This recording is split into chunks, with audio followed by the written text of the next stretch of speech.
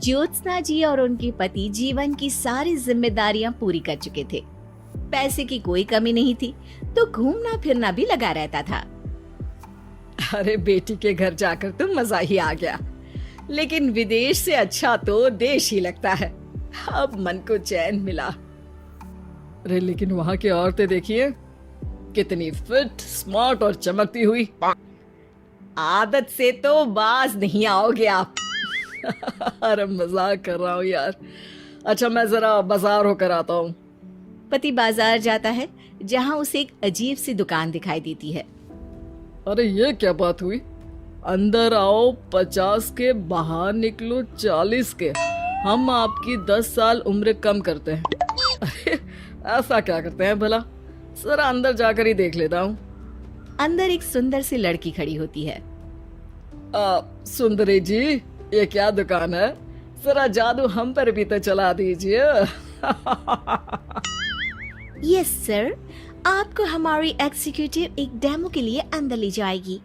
आप अंदर जाएंगी तो आप खुद ब खुद समझ जाएंगी। पति अंदर जाता है, जहां सेल्स गर्ल मिलकर पति को नकली बाल, नकली दांत, रंग बिरंगी कपड़े के साथ रंगीन चश्मा लगा देती है। देखिए, अब खुद को शीशे पे देखिए और बताइए सर। हाय दयो, ऐसे तो मैं किसी हीरो से कम नहीं लग रहा। दे दो, सारा सामान पैक कर दो। पति खुशी खुशी वहां से निकल जाता है। घर आकर वो सारा सामान छुपा देता है। फिर अगली शाम, सुनो मैं वॉक पर जा रहा हूँ। इस वक्त? अरे नाती पोतों को वीडियो कॉल करके बात तो कर लो। अब हाँ आकर करता हूँ ना, पक्का पक्का। पति बाहर जाकर सारा मेकअप करता है और मार्केट में घूमता है, जहां उसे एक स्मार्ट सी महिला दिखती है। क्या आपको मुझसे कोई काम है? नहीं नहीं, आप तो बहुत हैंडसम हैं। थैंक्स। वैसे आप भी कम नहीं है। वैसे क्या उम्र होगी आपकी? लगता कितने का हूँ? 40 के तो पूरे लगते हैं। अब क्या था, 50 साल के पति को कोई 40 का बोल दी तो। वैसे तो कम का हूँ, लेकिन टेंशन के कारण थोड़ा उम्र में बड़ा देखने लगा हूँ। ओह सच्ची? आप 40 के पूरे नहीं हो? अरे छोड़िए ना, चलिए मैं आपको कॉफी पिलाता हूँ। यहाँ की कॉफी काफी शानदार होती है। दोनों में दोस्ती हो जाती है और फिर चल पड़ता है सिलसिला रोज रोज के घूमने फिरने और मजे करने का। अब सारा दिन पतिदेव फोन पर। अरे नाश्ता तो कर लीजिए, क्या सारा दिन फोन पर लगे रहते हैं? अरे यार जरूरी काम कर रहा हूँ मैं। रिटायर हो, पेंशन मिलती है, कोई काम नहीं है, फिर कौन सा जरूरी काम आन पड़ा आजकल? अरे एक प्रोजेक्ट के सोशल नेटवर्किंग का काम है, उसी पर काम कर रहा हूँ। ठीक है, चलो अब नाश्ता कर लो, देर हो रही है। पति अपना नकली सारा सामान बिस्तर के पास छुपा कर सोता, सुबह चुपके से पहनकर बाहर जाता और घर आने पर उतार देता। एक दिन पड़ोसन कहती है, अरे ज्योत्सना बहन, तुम लोगों के घर कोई हैंडसम सा आदमी रहने आया है क्या? अरे कहाँ यार, मैं और ये दो ही तो लोग हैं घर में। हैंडसम सी शक्ल देखे तो मुझे भी जमाना हो गया है। अरे पता नहीं, वो जाता तो तुम्हारे ही घर में है, क्या पता कौन होगा। अरे तुम्हारी उम्र हो रही है ना, और भाई साहब को भी गए 5 साल हो गए, शायद इसीलिए अब सारे हैंडसम नजर आ रहे होंगे।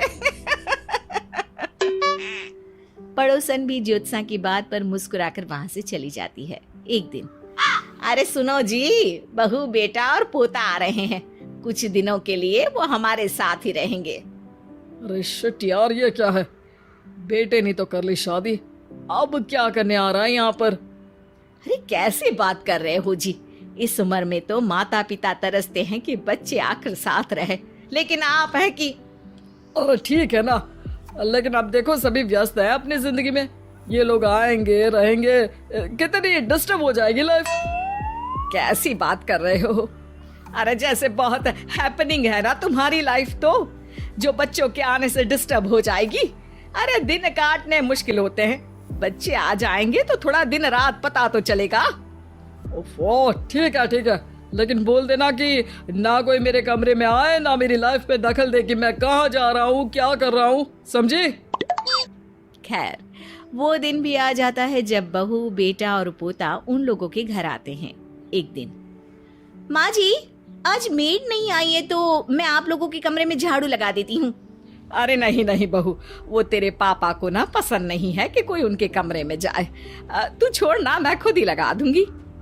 सास को समझ में नहीं आता कि आखिर उसके पति ने किसी को कमरे में जाने से मना क्यों कर रखा है। खैर, वो साफ सफाई करके बाहर निकल आती है, लेकिन कहते हैं ना, बच्चा तो अबोध होता है, उसे किसी बात का क्या पता।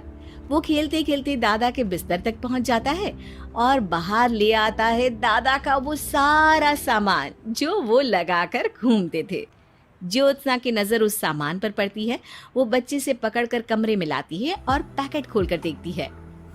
हाय रे दैया, ये क्या? लग रहा है कि आजकल ये प्रोजेक्ट नया मिला हुआ है। बेटे बहू के जाने के बाद ज्योत्सना सोचती है कि वो बात करेगी, लेकिन फिर अरे खुद से बात करूंगी तो मुकर जाएंगे। पता लगाना होगा कि माजरा क्या है।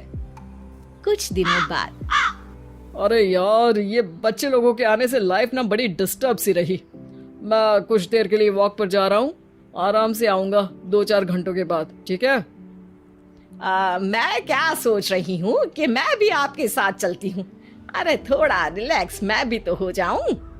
हाँ, पड़ोस वाली बुढ़िया के साथ नीचे पार्क में जाकर वॉक करके आ जाओ।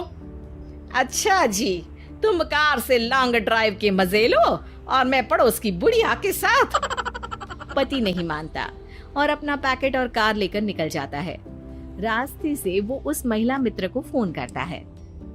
हाय ब्यूटीफुल, मैं कुछ दिनों के लिए आउट ऑफ कंट्री था, आज आ गया तो सोचा तुमसे मिल लूं। हाँ, क्यों नहीं, क्लब में आ जाओ। पति क्लब में पहुंचता है, सारा नकली सामान चिपका भी लेता है, लेकिन उसे पता नहीं होता कि ज्योत्सना ने सबका गोंद निकाल दिया है। ओ बेबी, मैंने आपको बहुत मिस किया। मैंने भी। लेकिन वो जैसे ही हंसता है, उसके नकली बाल गिरकर हाथ में आ जाते हैं, जिससे उसका सर गंजा दिखता है। ओ ये क्या? तभी उसका दांत भी हाथ में आ जाता है और ज्योत्सना के पति का सारा बुढ़ापा उसकी दोस्त के सामने आ जाता है। हे भगवान, अंकल जी, कौन है आप? कैसी बात कर रही हो अंकल? मैं तो तुम्हारा दोस्त हूँ। अरे पर हो तो अंकल ही ना। नकली दांत, नकली बाल और क्या क्या नकली है। पति को गुस्सा आ जाता है। वो महिला के बाल पकड़कर खींचता है, जिसके बाद उसका बाल भी उसके हाथ में आ जाता है और महिला के सारे पके बाल सामने आ जाते हैं। ओह, तो तुम भी उसी दुकान से हो? जाओ 50 की निकलो 40 के। हाँ, बढ़िया आई मुझे अंकल कहने वाली। लेकिन ये समझ में नहीं आ रहा कि मेरे बाल और दांत बाहर कैसे आ गए। तभी वहां ज्योत्सना आ जाती है। जी, मेरी वजह से। चलिए इन आंटी जी को नमस्ते कहिए, फिर घर चलते हैं और वहां मैं बनाऊंगी आपको 40 का।